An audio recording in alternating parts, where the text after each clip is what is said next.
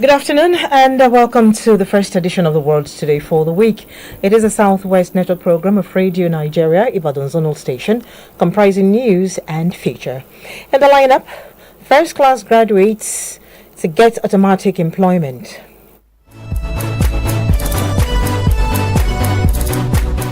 Court remands Shure in Kuje prison. The foreign scene, South Korea ex-justice minister bags jail term.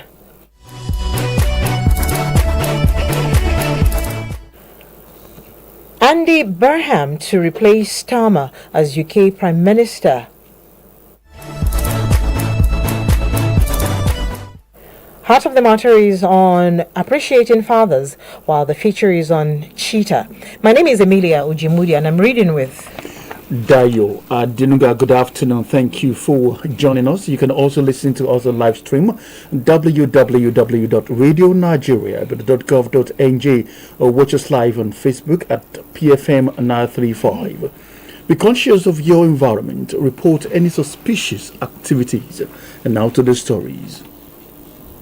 Katsina State Governor Diko Rada has extended the offer of automatic employment to indigents of the state who graduate with first-class degrees from higher institutions nationwide. Governor Rada announced this during the grand finale and award presentation of the Maiden Katsina State Students' Week held at Bayero University, Kano. The governor said the initiative was designed to attract the brightest minds into the state civil service and strengthen its capacity for effective service delivery. He also explained that his administration had prioritized settling outstanding scholarship obligations and increasing bursary allowances to encourage students to remain in school and pursue their academic aspirations. According to him, the government has significantly reduced the number of out-of-school children in the state and prevented many from drifting into social vices. The governor said education remained the top priority for his administration. Education remains a vital instrument for national development, serving as the foundation for human capital development, innovation and youth empowerment, and as the backbone of every progressive society. In the special report, education correspondent Mudupe Toba examined stakeholders' perspectives on the policies and programs of the President Bola Tinubu-led administration in the education sector. Her report. Since assuming office, the present administration, under the leadership of President Bola Tinubu, has introduced several policies and programs aimed at strengthening and repositioning the education sector for improved performance. The sector has also witnessed increased budgetary allocation alongside key interventions, including Universal Basic Education Commission UBEC Effective School Program, implemented in selected states across the country, including Kwara and Kogi states. Other initiatives include the introduction of student loans under the Nigerian Education Loan Fund, NELFund, approval for the establishment of new private universities across the country, and the creation of the Federal University of Environment and Technology. The administration has also unveiled a reusable textbooks policies aimed at reducing the cost of education for students and parents. Commenting on this development, the chairman of Non-Academic Staff Union of Educational and Associated Institution, NASU, University of Ibadan Branch, Mr. Michael Ogunlade, says more still needs to be done to strengthen the sector and improve access and quality. How many of these students are having access to this loan? If 100 people fill the form for this loan, how many are getting it?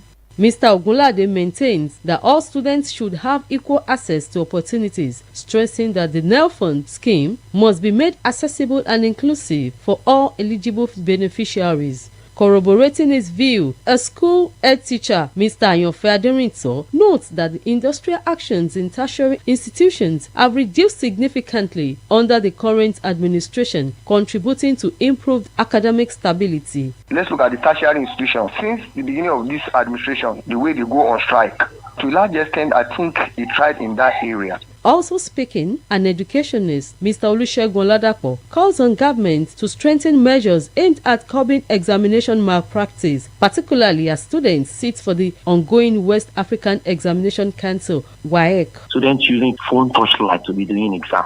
That you don't want my part. At the end of everything, they were using the phone as touchlight. So what do you expect? This year, WAEC is extremely worse because we don't have calculator. We did mathematics. They said that they should come with their own calculator. No ID card this time around. Mr. Oladapo further urges government to enhance security in schools nationwide to protect students and staff from attacks by criminal elements. Mr. Oladapo's remark reflects the broader concern of stakeholders who acknowledge that while the current administration has recorded notable interventions in the education sector, sustained commitment is still required to improve funding, expand access to programs, and strengthen security across schools in the country. In Ibadan, Modupe Toba for Radio Nigeria. The need for fathers to be good examples in the society has been stressed. The presbyter, Wesley Cathedral Methodist Church, Elekuro, the Very Reverend Temitope Owulabi gave the charge in a lecture to mark this year's Father's Day. Quoting several biblical references, the clergyman explained that fathers as the head of families were in positions to exercise spiritual leadership, promote unity, love, good neighborliness, and harmonious relationships in every community.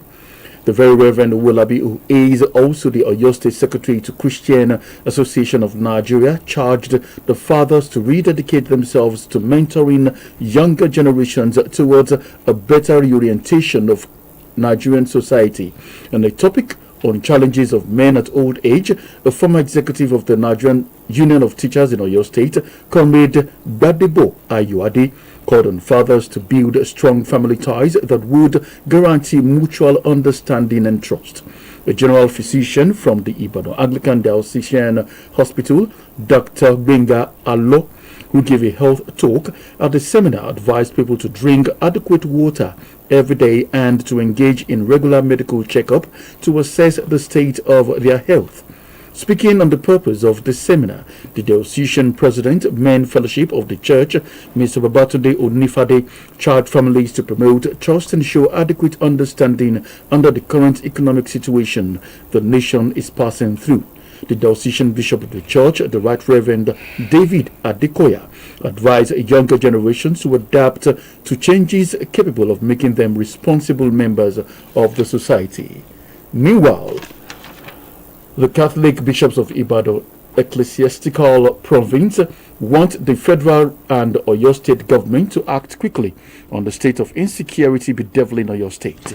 Speaking at a news conference in Ibadan, the Oyo State capital, Reverend Gabriel Abegunri expressed concern that it is over 1 month that the 39 pupils and 7 teachers were attacked in school and kidnapped from Orire local government area of the state. He noted that the bishops feel the agony of the victims and the despair of their families and relatives.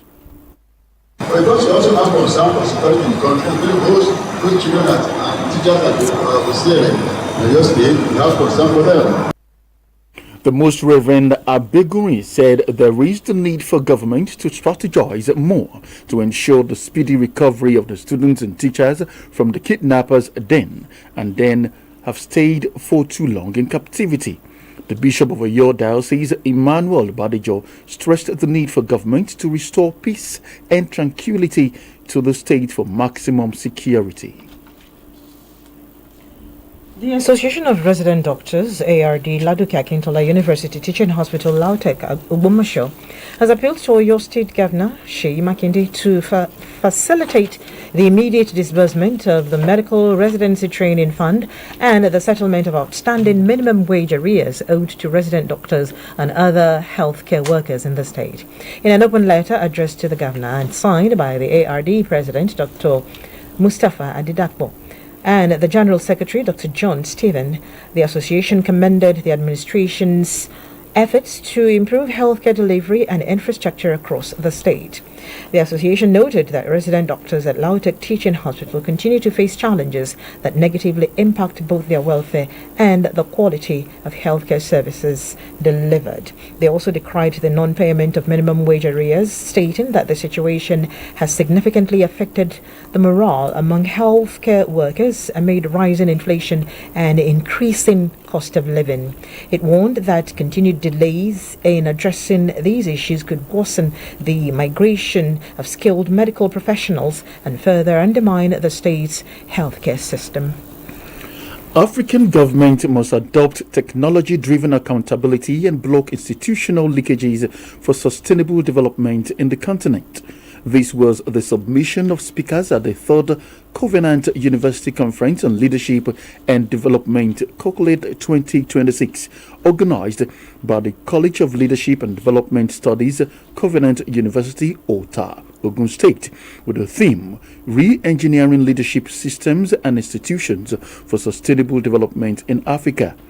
In his presentation, a former senior technical advisor to CBN Governor on security in printing and minting, Professor Thomas Odoze, said governance problems was a major factor hindering development in African countries.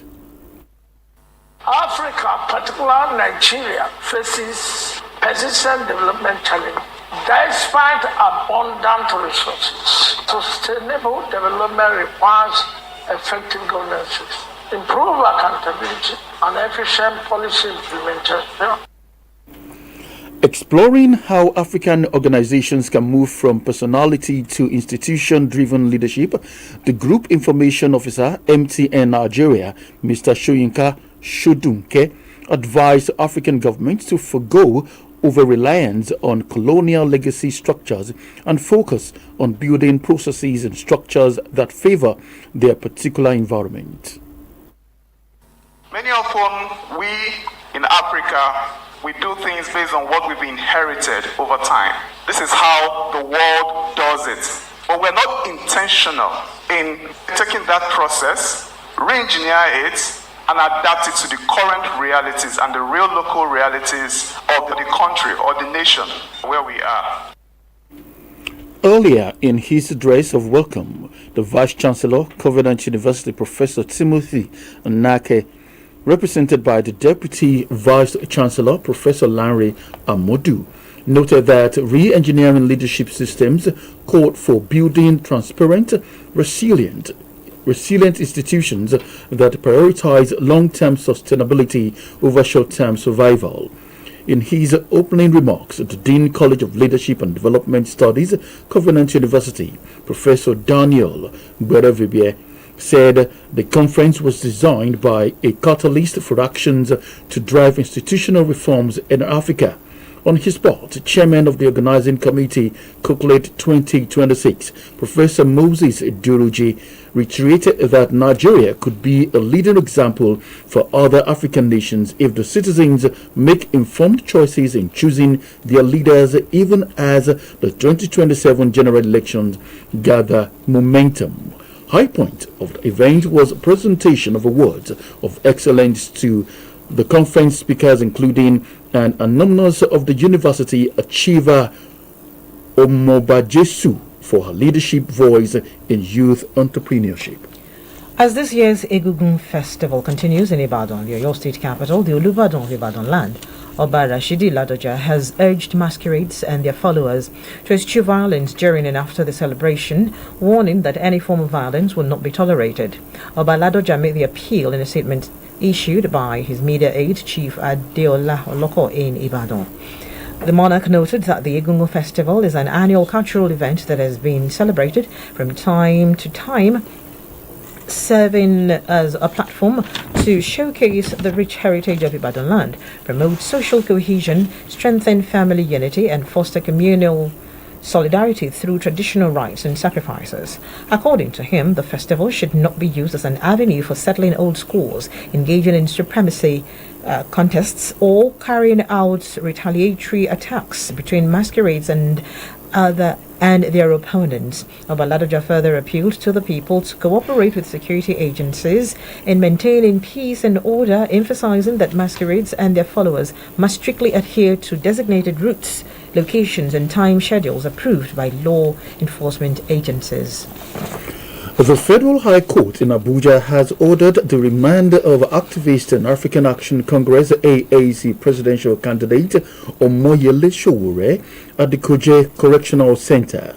He will remain in custody until Wednesday, when proceedings will resume on a 2-count cybercrime charge the Department of State Service DSS filed against him for calling President Bola Tinubu a criminal in a social media post. Showore's remand followed the revocation of the bail the court earlier granted him. Trial Justice Mohammed Umaru had, in a ruling on June 16th, not only revoked the bail but also issued a warrant of arrest against the defendant. The arrest order came after the defendant, who was billed to open his defense to the charge, failed to appear before the court for continuation of his trial. A farmer identified as Joel Araga has been reportedly abducted from his house in Aguare Atigbo, local government area of Oyo State, by unknown gunmen. The incident, which occurred late last night, has raised new concerns over the activities of kidnappers, according to a resident who spoke with Radio Nigeria correspondent on telephone.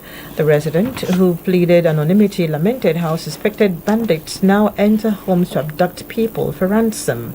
A senior member of the Vigilante Group of Nigeria, VGN, in Ago said the incident has been reported at the DSS office, while the vigilantes and other local security operatives have mobilized on a rescue mission. The operations officer of the Vigilante Group of Nigeria, Oyo State Command, Mr. Oyekola Olaoye, first confirmed the abduction, while efforts are being made to obtain police reaction. A 14-year-old boy, Ezekiel Olakbade, has been shot dead by some suspected political thugs in Ilobo, Irekpodun local government area of Osun State. And according to a video circulating on the social media, the incident occurred yesterday at 3 o'clock in the afternoon, when the suspected political thugs opened fire at a palm wine shop belonging to the victim's mother, located opposite the local government secretariat. Speaking in the video, the victim's father alleged that the attackers arrived in a branded vehicle of one of the gubernatorial candidates of a political party in the state. The father said everyone at the scene, including his wife and son, ran for safety, but his son went back to rescue his mother, who he noticed fell down while running for safety. Confirming the incident, the spokesperson of Osun State Police Command, Mr. Abiodun Ojelabi, said the command has launched a manhunt for the perpetrators, who were currently at large. Mr. Ojelabi explained that the incident occurred at the adjacent of Irekpodun local government secretariat. He also disclosed that another person was hit by a bullet and is receiving treatment in a hospital, adding that the identity of the second victim is yet to be established. Well, still on that, a member, House of Representatives, Mr. Bamidele Salam, wants President Bola Tinubu to direct the Osun State Commissioner of Police to immediately arrest and prosecute political thugs allegedly responsible for killing a 14-year-old boy in Ilobu, Irekpodun local government area of the state. Mr. Salam, in an open letter on his Facebook page, said the boy was murdered in cold blood in the presence of his parents. He said the call became imperative to forestall further unlawful acts, arguing that only the president's directive would compel the Osun State Commissioner of Police to act. The Ogun State Police Command says it has commenced investigation into deaths of retired Ogun State Television OGTV broadcaster Ms. Kita Oyeshiku and her security guard at a residence in the Kobakwe area of Abeokuta. The police public relations officer of Ogun State Command, Mr. Olusheyi Babasheyi, said in a statement in Abeokuta, said the incident was reported to the Owode Egba Police Division by residents of Iyano Agodo village in Obafemi Owode local government area, who noticed suspicious activities around the residence and alerted the police. He stated that a search of the compound led to the discovery of the security guard's body in the security post, while the corpse of Ms. Oyeshiku was later found inside her apartment, adding that the deceased vehicle was missing, raising suspicion of criminal involvement. The police spokesperson added that the Commissioner of Police in Ogun State, Mr. Bode Ojajuni, had directed a comprehensive investigation to unravel the circumstances surrounding the incident and bring those responsible to justice. If you have just joined us, you are listening to The World Today, and here are the stories that made the headlines. First-class graduates to get automatic employment. Court has remanded Shure in Kuje prison. And still to come, South Korea's ex-justice minister backs jail term, and Andy Burnham to replace Starmer as UK Prime Minister. Do stay with us. We'll be back in a moment.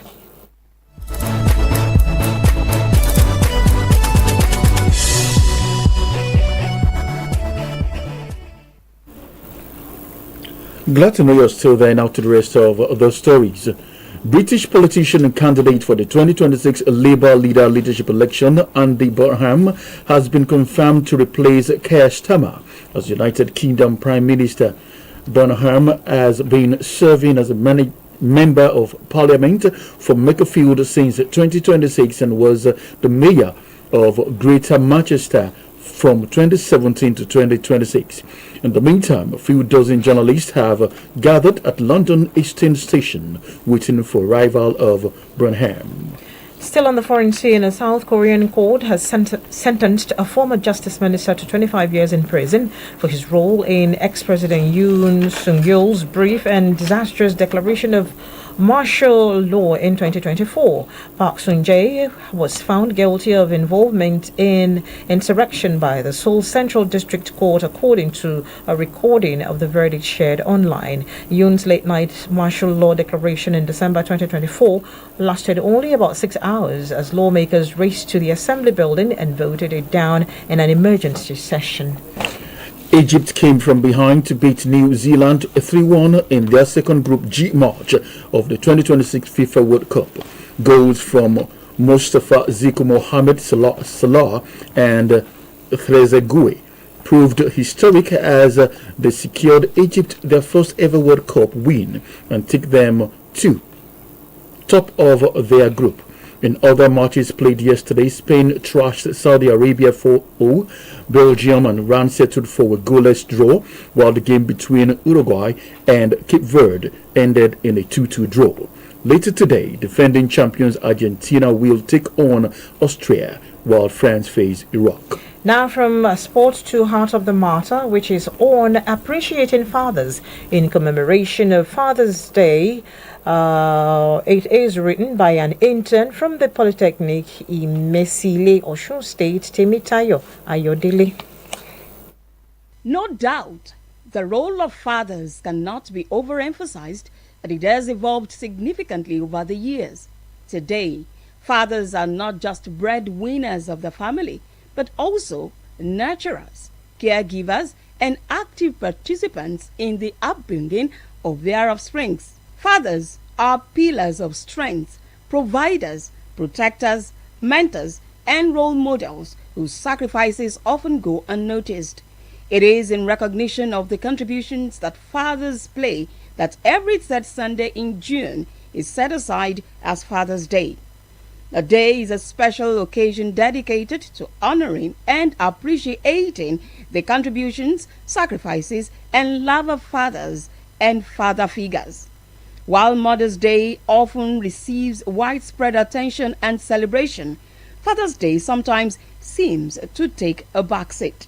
Yet, the role of a father is equally fundamental in shaping the lives of children and the dynamics of the family. It provides a chance to reflect on the importance of fathers and recognize the profound impact they have on everyday lives.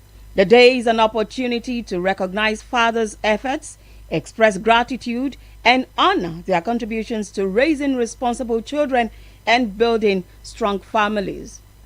It is not only a time for celebration, but also a moment of reflection as it encourages fathers to remain committed to their responsibilities and challenges society to support and respect them. Despite the rewards and joys of fatherhood, it comes with its own set of challenges. Balancing work and family life is one of the most significant hurdles faced by fathers. The pressure to excel in their careers while being present and active at home can also be overwhelming. This balancing act requires constant adjustment and often involves making sacrifices in an area to succeed in another. Moreover, societal expectations and stereotypes about masculinity can add to the pressures faced by fathers. The traditional notion that men should be enduring, unemotional, and solely focused on providing financially can hinder fathers from expressing their emotions and seeking help when needed. Breaking free from this notion is crucial for fathers to embrace their roles fully and contribute to a more inclusive and supportive family environment. At this juncture, children and family members should use this occasion to express appreciation through the words of encouragement, acts of kindness, prayers, and love. For their efforts, fathers need to be encouraged, especially at a time like this when the majority of fathers are on the verge of social and mental collapse. As it is obvious that times are tough and things are hard, however, it is pertinent that fathers should avoid taking out their frustrations on their families as everybody is in it together. In other words, Father's Day is meant to call for investment, training and retraining, forming and reforming of boys for the critical work of being fathers in the future.